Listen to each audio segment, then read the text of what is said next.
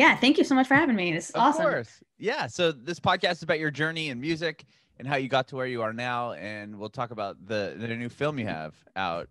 So, and you're the music supervisor for us. So that's really awesome. Thanks. Cool. Yeah. So whereabouts were you born and raised? I'm from Connecticut, born and raised in Connecticut, but basically a New Yorker. Have been there for the past decade or so. Okay. Yeah. Tell me about growing up in Connecticut. I mean, what's there really to say about Connecticut? Was there like a big music scene or anything there? Yeah, I mean, it's a nice like suburban kind of vibe. Both of my parents are musicians, and I was always involved in all different bands and music festivals and just playing around Connecticut just growing up. And I went to school at UConn for jazz, so it's homebred, home team, go Huskies. Oh, awesome. Sorry, 1 second, somebody else just popped in the room. I want to let them in and we get it. So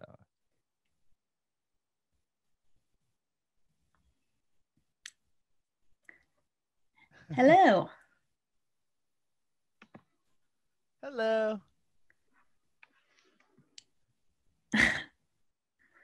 Oh. Hey, Stephanie. Okay. Right on. Cool. All right. So born and raised in Connecticut. So and you said your parents are musical. You came from a musical family. Tell me about that a little bit.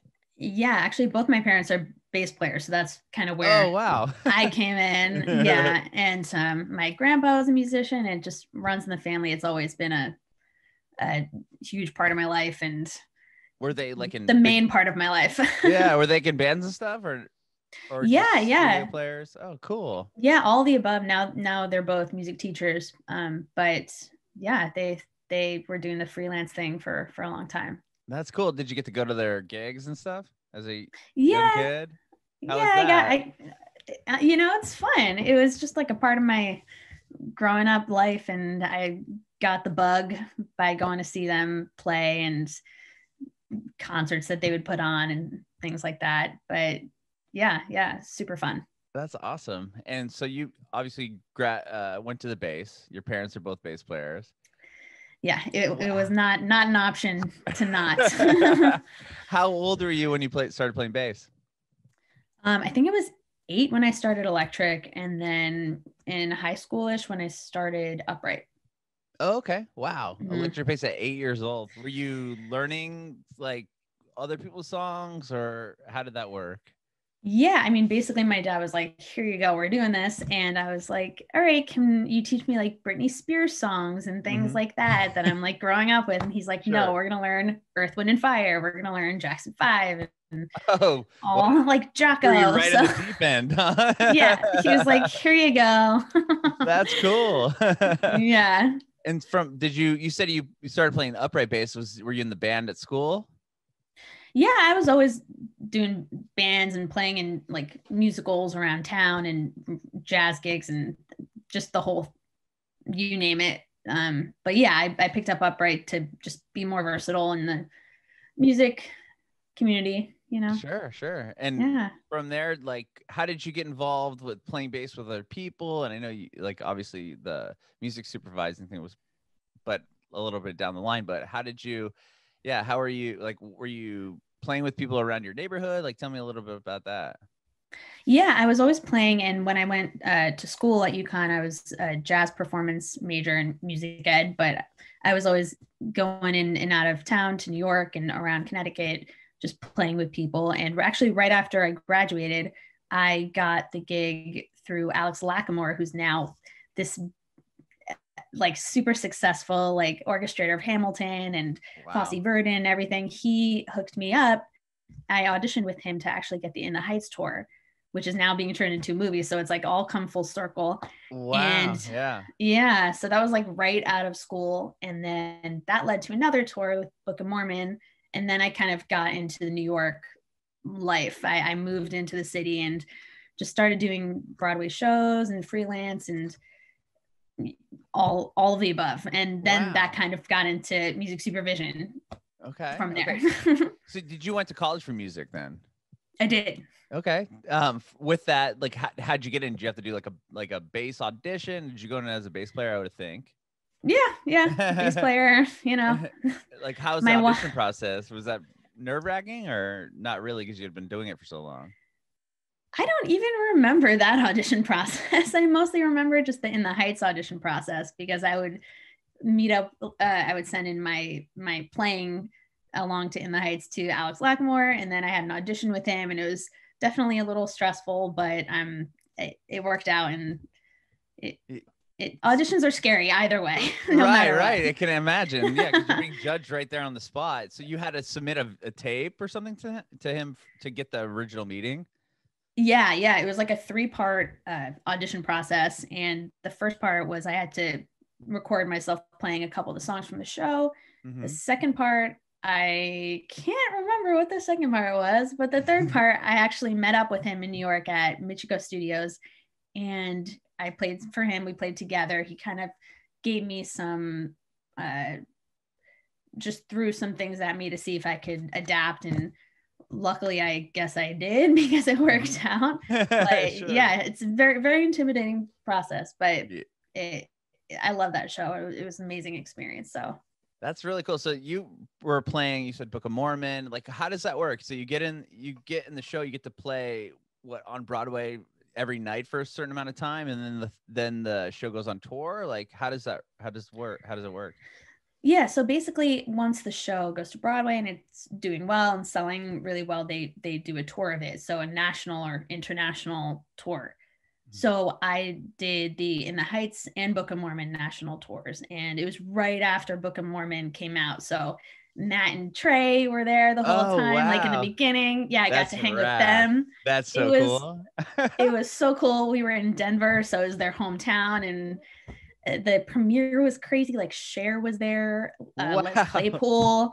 Yeah, so we were just, it was nuts. Yeah, I was hanging out on a double-decker bus with Les Claypool, and Stuart Townsend was there, and from the Police. It was crazy. Yeah. Oh my gosh. Les Claypool, that must have been a pretty big moment. Are you a Primus fan as a bass player, I would think? Yeah. I mean, I guess I should have known that he would be there, because he wrote the theme song for the show for South Park. Right, for South Park, yeah. And then I remember playing an intermission, seeing like a character come down with a large hat, and I put it together that was Les Claypool. Yeah. So I was like, okay, this is happening. This is happening. Yeah, no, I mean, I didn't, that was a very cool moment. Yeah. That is so awesome. Was it different touring? Was that your first experience touring with the Broadway shows? Well, In the Heights was first, and that was a shorter tour. And Book of Mormon I stayed with for a while, because it was the first national tour, and we stayed in big cities for a couple weeks or months at a time. And it was definitely, it was a little glamorous. It was fun. You know, you got to see the entire country in Canada. So it was amazing. Yeah, you mentioned glamorous. I was thinking to myself, like, that was probably a bit more upscale than some, usually kids like first like DIY tours and stuff, like sleeping in van floors and bus and truck. Yeah. I was very lucky to not have to sleep on a floor of a bus. So let's just say that. That's amazing. So you did the Broadway tours with Book of Mormon, and then after that, what was next for you? Did you stay in that Broadway world?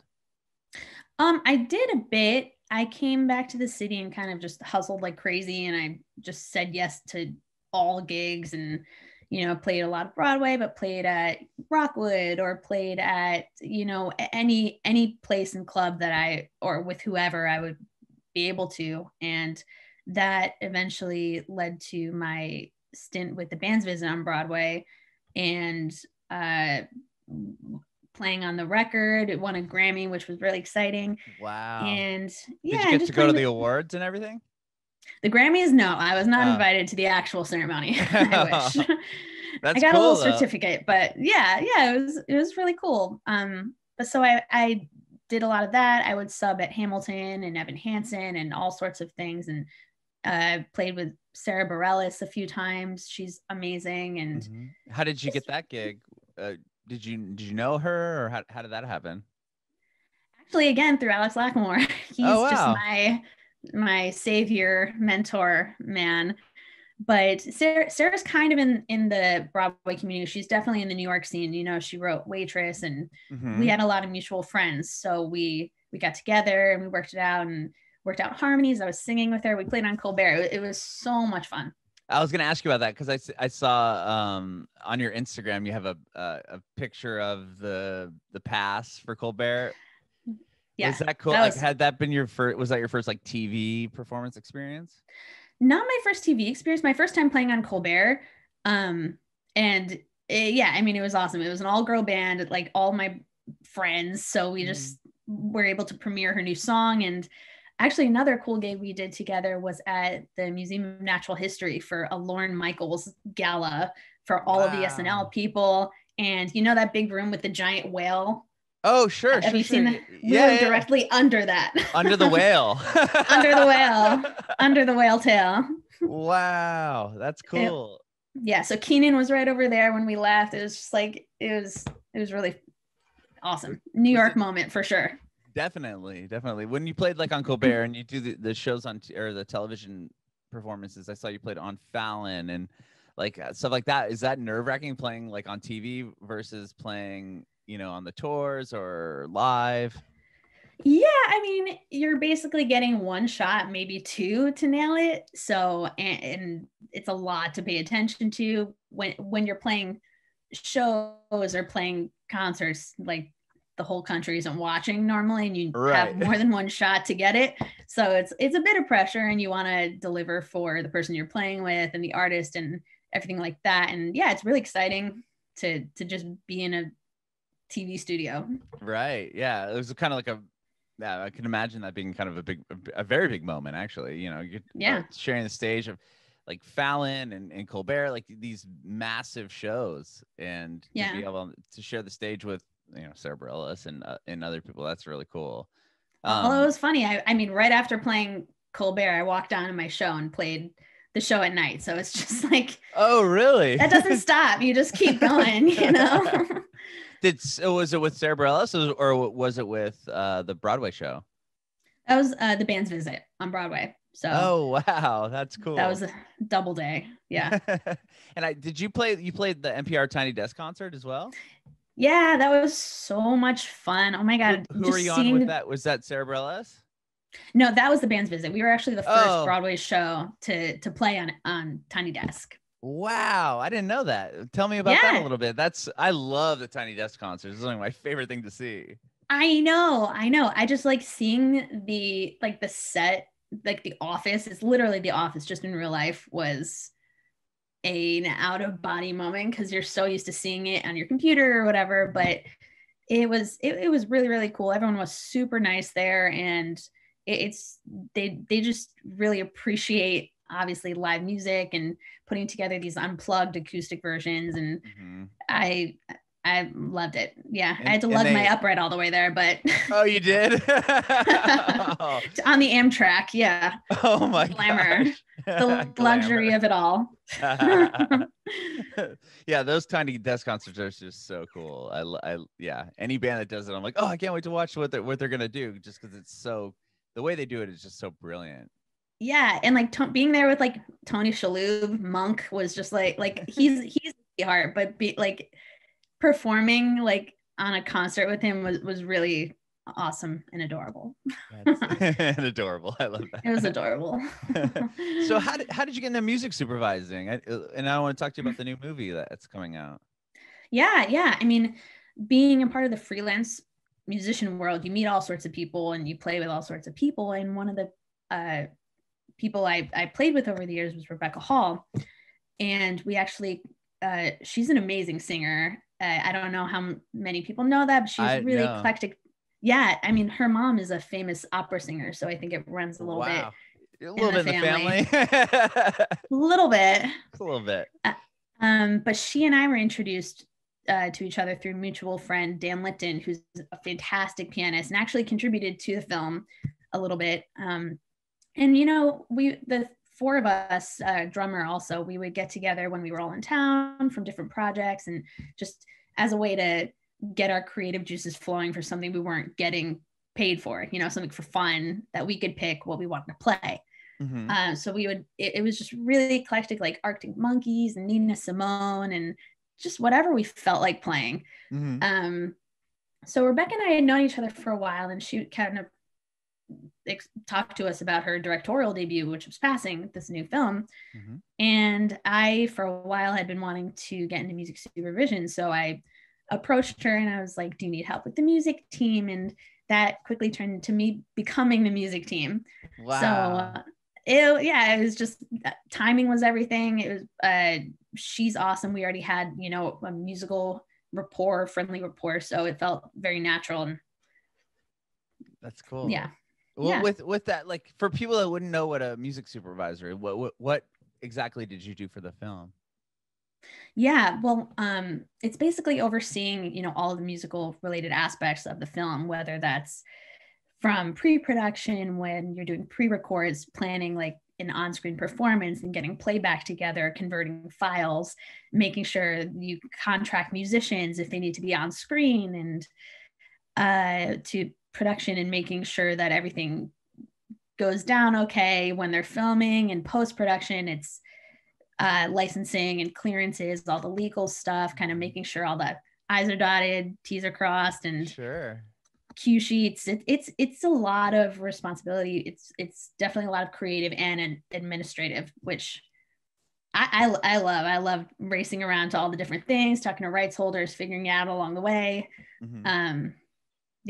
It's fun.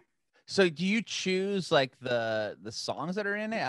I'm trying to follow. So there's live aspects of recording, like the score of it, and then there's like if you needed an intro song, and you mentioned the Arctic Monkeys, so you choose one of their songs as the beginning. Is that kind of what you pick and choose through? Yeah, the Arctic Monkeys would have been hilarious on a film about the Harlem Renaissance, but right. I was just throwing an example out there, like. No, I love it. It's very trippy. I dig it. But yeah, so it's basically, my approach to this was after speaking to Rebecca and getting her feel on the vibe of the film and reading through the novel, because it was a novel from 1929, this like pivotal Harlem Renaissance culture novel. It was basically reading through that, picking up any music spots, and I would kind of pitch some songs to Rebecca for each scene and feel out where she wanted music to be featured, or where there were any on-screen performances. I would kind of highlight those, and we would kind of discuss what the scene was and how many people needed to be involved, or just what the particular tone of every scene was that she wanted to convey through the music. And the historical aspect also played a large part into it too, because obviously the 1920s, borderline 30s are a huge part of music history, and that was really fascinating to kind of zone in on that, do a deep dive, and get really carried away looking into old periodicals and Billboard charts, and I totally geeked out on that. I was gonna ask, you probably had to do quite a bit of research. I'm sure you weren't like, oh yeah, I know like 10 artists from 1920. Yeah, off the top of my head, here you go. Right. I mean, vaguely, like I did go to jazz school, so it's not like I was a total noob at that, but it's a very particular like transition period of music from blues, like Chicago style blues, New Orleans style brass band, into swing. And we weren't quite at swing at this period. So people like Duke Ellington or Fletcher Henderson, or all these female singers that are unfortunately kind of forgotten today, like Adelaide Hall or Ethel Waters, people who are before like Ella Fitzgerald. So there's definitely a timeline into seeing the genre evolve and the musical elements kind of expanding into like just harmonically more open, and soloistically people had specific styles and techniques, like Bubber Miley with the kind of shaky trumpet that we know today. So yeah, it was really fun kind of going all out on my investigative skills for this.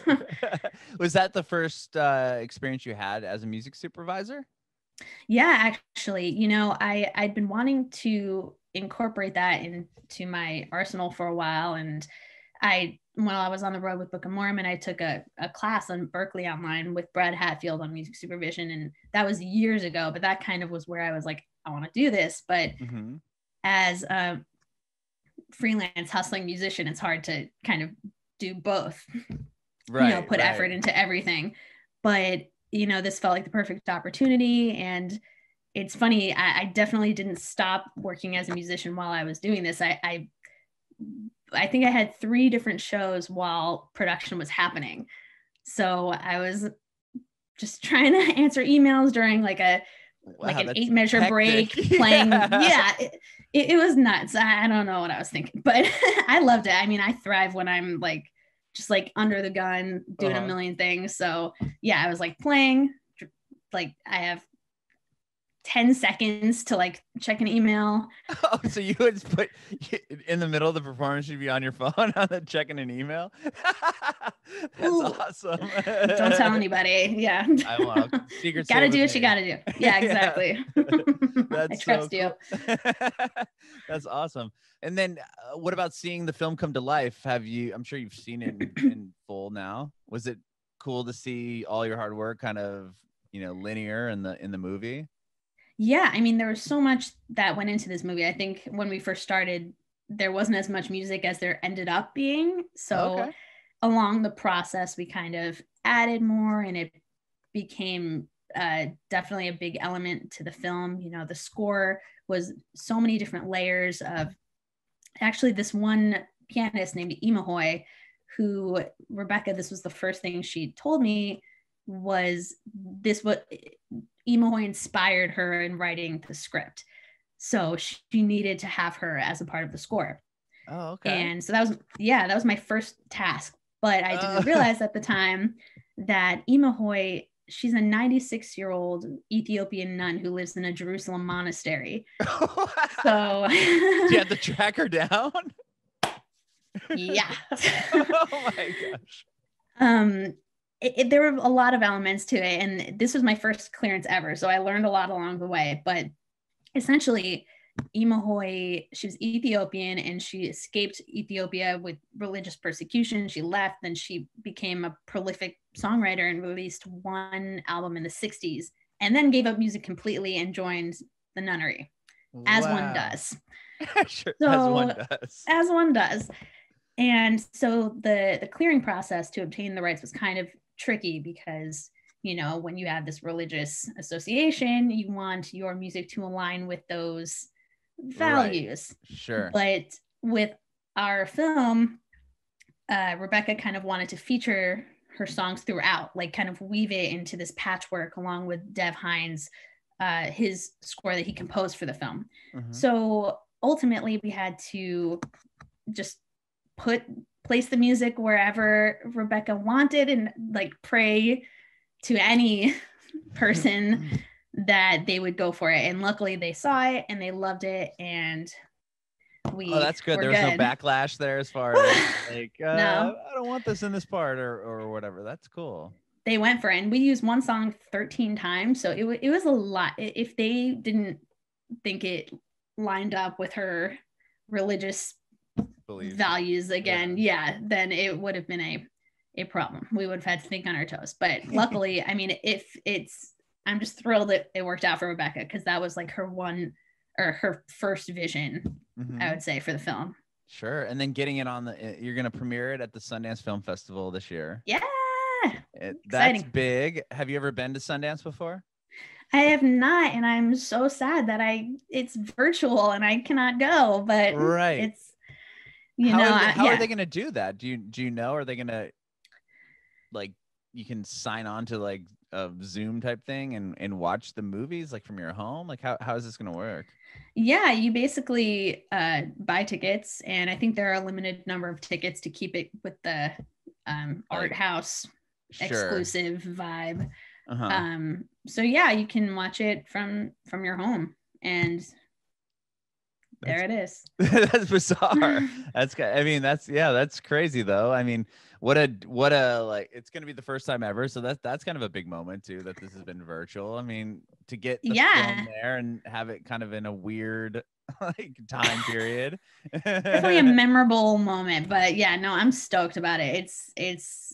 I am just thankful to be a part of it and working with these amazing people. And luckily enough, it got into Sundance. So that's really cool. So from Sundance is the hope to get it, picked up and put in, like, I mean, I guess film theaters aren't around anymore. So like, what's the next step from there? Do you know? I think that's out of my job description. Oh, okay, yeah. But I mean, I hope, I assume that's part of it. But yeah, that's above my pay grade a little bit. Gotcha. Okay. So how did, like, were you guys working on the film? Like, how did like COVID destroy anything that you guys were doing? Because I know with Broadway, everything was shut down, obviously. Oh my, yeah. So where were you, like, beginning of March, and then when everything kind of closed, how did that affect you? It was actually exactly what I kind of described before. I was in a rehearsal, starting a new show for, it's called The Visitor, based on a film from a couple of years ago. We were premiering it at the Public, and I was in a rehearsal, also answering emails, figuring that whole thing out.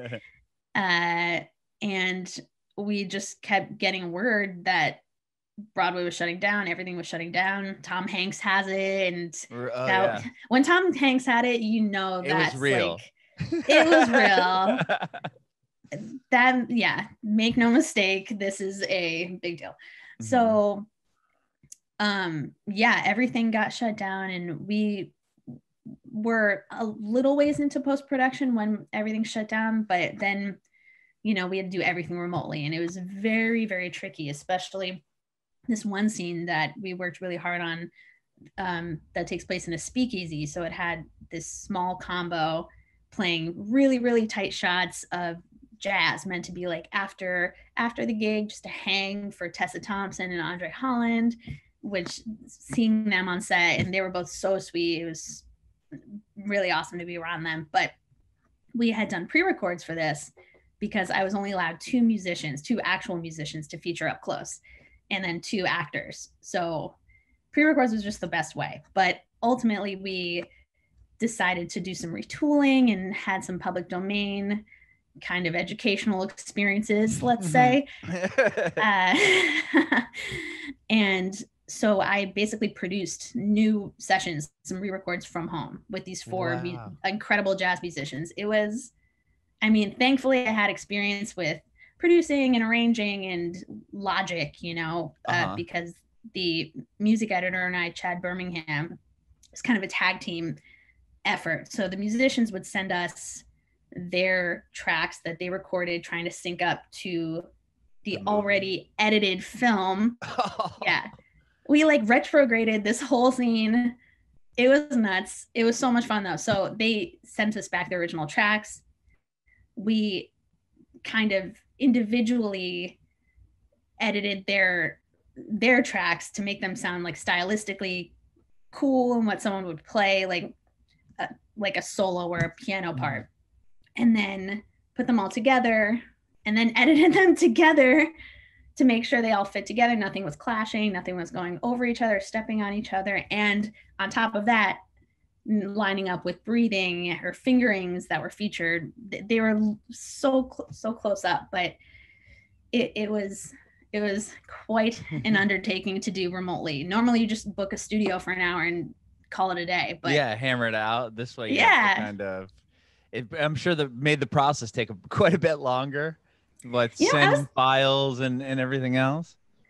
I think we were just down to do it. It was we both had never done anything kind of like a jazz Frankenstein, like backwards to the film, So it was really, really fun, and it was really creative experience, and getting to kind of bring my musician background and producer background to my music supervision project, which was amazing. And thankfully I have some really, really, really super talented jazz musician friends from New York who are down to take on this just insane challenge.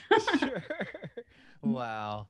Well, you've obviously seen the movie. Seeing it through the first time, was that pretty big moment for you to hear everything kind of cohesively together? Yeah. I mean, it just seeing